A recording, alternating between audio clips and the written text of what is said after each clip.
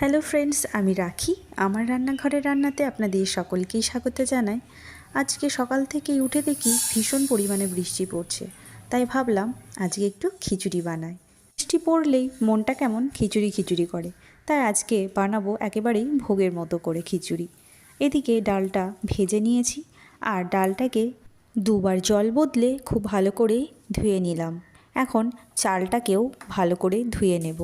আমি এখানে 150 গ্রাম চাল নিয়েছি, এটা গোবিন্দভোগ চাল, আর তার সাথে নিয়েছি 150 গ্রাম মুগ ডাল। চাল ডাল সমপরিমাণ নিয়েই আজকে খিচুড়িটা রান্না করব। এদিকে চালটাও খুব ভালো করে ধুয়ে নেওয়া হয়ে গেছে।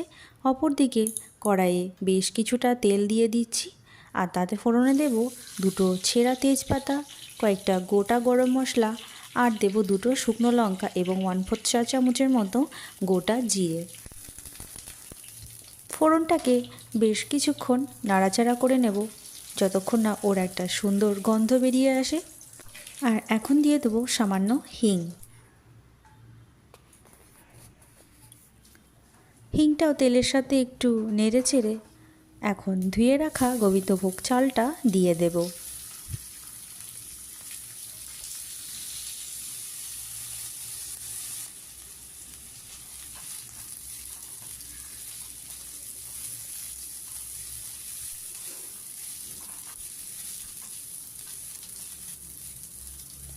চালটা দিয়ে বেশ কিছুক্ষণ নাড়াচাড়া করে নিয়েছি। এবার মাঝখানে সামান্য একটু জায়গা তৈরি করে নেব, আর তাতে 1 চামচ ঘি দিয়ে 1 মুঠো কাজু বাদাম ভেজে নেব।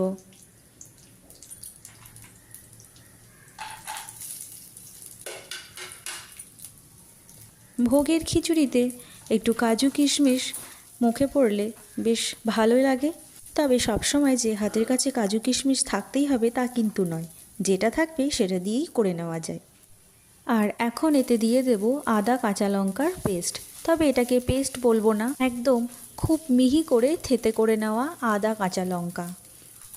আর এখন এতে দিয়ে দিচ্ছি একটা টুকরো করে কেটে নেওয়া টমেটো।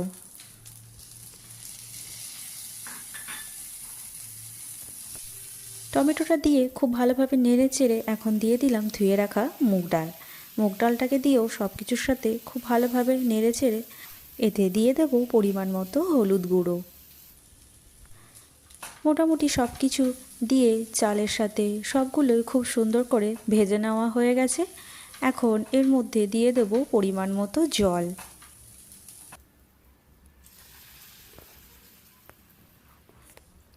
একেবারেই সব জল দিচ্ছি না, এখন কিছুটা পরিমাণ জল দিয়ে দিলাম মোটামুটি সিদ্ধ হওয়ার মতো।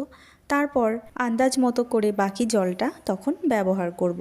আর এখন দিয়ে দিলাম স্বাদ অনুযায়ী নুন। এবার একটা ঢাকনা বন্ধ করে রান্না করব।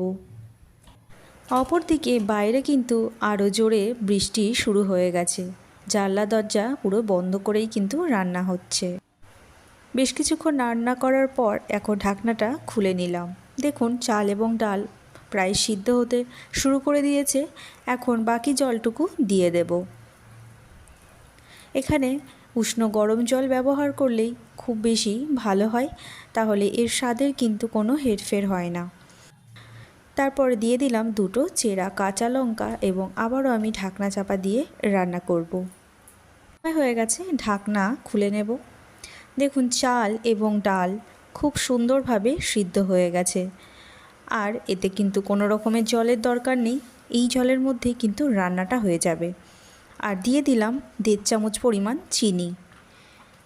ভোগের খিচুড়ি রান্নাতে কিন্তু খিচুড়ি একটু মিষ্টি মিষ্টিই লাগে, আর সেটা খেতেও কিন্তু অপূর্ব। এখানে চিনিটা দিয়ে একটু ঢাকনা বন্ধ করে রেখেছিলাম। দেখুন খিচুড়িটা পুরোপুরি সেট হয়ে গেছে, আর কিন্তু একেবারেই জল নেই। এই কনসিস্টেন্সিটাই বজায় রাখলে খিচুড়ি কিন্তু অপূর্ব খেতে হয়। আর এখন দিলাম অল্প গরম মশলা গুঁড়ো ছড়িয়ে, আর গরম মশলাটা খিচুড়ির সাথে খুব ভালো করে মিশিয়ে নিয়েছি। এখন ওর মধ্যে 1 চামচ ঘি দিয়ে খিচুড়িটাকে একটু ঢাকনা বন্ধ করে রেখে দেব। একেবারেই পারফেক্টভাবে ভোগের খিচুড়ি কিন্তু তৈরি করে নিয়েছি, এবং এখন এই খিচুড়ি পরিবেশন হওয়ার জন্য একেবারেই রেডি। ভোগের খিচুড়িতে পায়েস থাকবে না সেটা কখনো হয়? তাই এই ভোগের খিচুড়ির সাথে পায়েস, গোল গোল আলু ভাজা এবং লম্বা বেগুন ভাজার সাথে আজকে পরিবেশন করেছি এই খিচুড়ি। আর ভিডিওটি ভালো লেগে থাকলে একটি লাইক করে দেবে।